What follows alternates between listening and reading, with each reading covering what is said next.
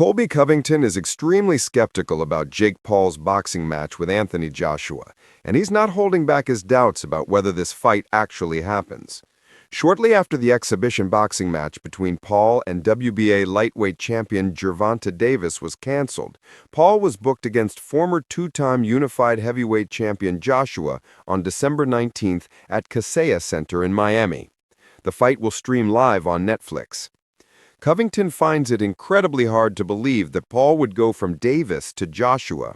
The jump from a lightweight champion to a massive heavyweight legend makes absolutely no sense from a competitive standpoint. "I just have this weird intuition inside that I don't think the fight is going to happen," Covington told the Schmo. "I don't know, maybe they're just selling it right now to the public, but I just feel it's wolf tickets. I don't know if it's really going to happen." Wolf tickets is fighting terminology for selling a fight that never actually materializes. It's all hype and promotion, with no real intention of following through. Covington believes that's exactly what's happening here. Is Jake really going to step in there with a killer, a heavyweight icon of the sport of boxing, a world champion? Covington continued. His skepticism makes perfect sense when you consider the massive gap between these fighters. Covington then brought up Joshua's brutal knockout of Francis Ngannou as evidence of how dangerous this matchup would be for Paul. Look what he did to Ngannou. Ngannou would leave Jake Paul in a stretcher in a second. It wouldn't even be a competitive fight, and you saw what Joshua did to Ngannou. That's a devastating but accurate comparison. Ngannou is one of the most feared heavyweight fighters in combat sports history. He has knockout power that can end anyone's night instantly. Joshua knocked him out cold in the second round, making it look easy. If Ngannou would destroy Paul in seconds and Joshua destroyed Ngannou, the math doesn't look good for the YouTuber-turned-boxer.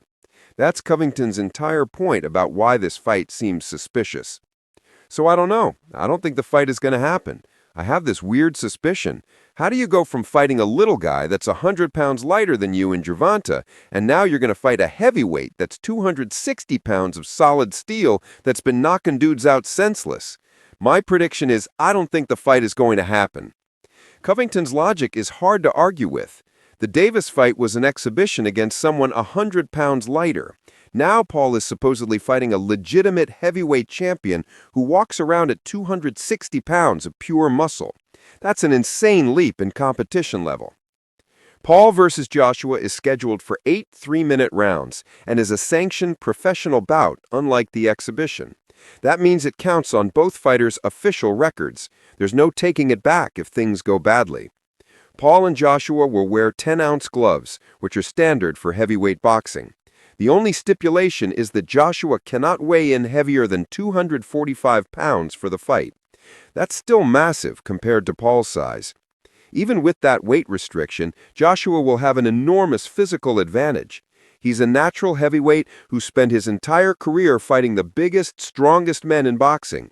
Paul has never faced anything close to that level of size and power. Covington's suspicion that this is all promotional smoke makes sense from a business perspective. Announcing a massive fight generates headlines, social media buzz, and keeps Paul's name in the conversation. If it falls through later, they can blame injuries, scheduling conflicts, or contractual issues. The jump from Davis to Joshua is so extreme that it raises legitimate questions about intent. Davis is a skilled technical boxer, but weighs around 135 pounds. Joshua is a two-time heavyweight champion who's knocked out elite competition at 245 pounds. Those are completely different universes of fighting. Paul's entire boxing career has been carefully managed against opponents he had realistic chances of beating. Aging UFC fighters past their primes, smaller guys moving up in weight, or boxers well past their competitive peaks. Joshua represents none of those advantages. If this fight actually happens, Paul is putting himself in legitimate danger. Joshua's knockout power is no joke, and the size difference alone creates serious safety concerns. One clean punch could end very badly for someone Paul's size. Covington's prediction that the fight doesn't happen might be the safest bet in combat sports. The risk-reward doesn't make sense for Paul unless the payday is absolutely astronomical. Even then, is any amount of money worth getting potentially knocked out cold by a legitimate heavyweight champion? December 19th is the scheduled date, which gives plenty of time for this fight to quietly disappear. Covington's instincts about wolf tickets might prove correct when some convenient reason emerges for why this massive matchup can happen after all. For now, the promotion continues, the hype builds, and everyone waits to see if Jake Paul actually steps into the ring with Anthony Joshua, or if Colby Covington's suspicions prove accurate.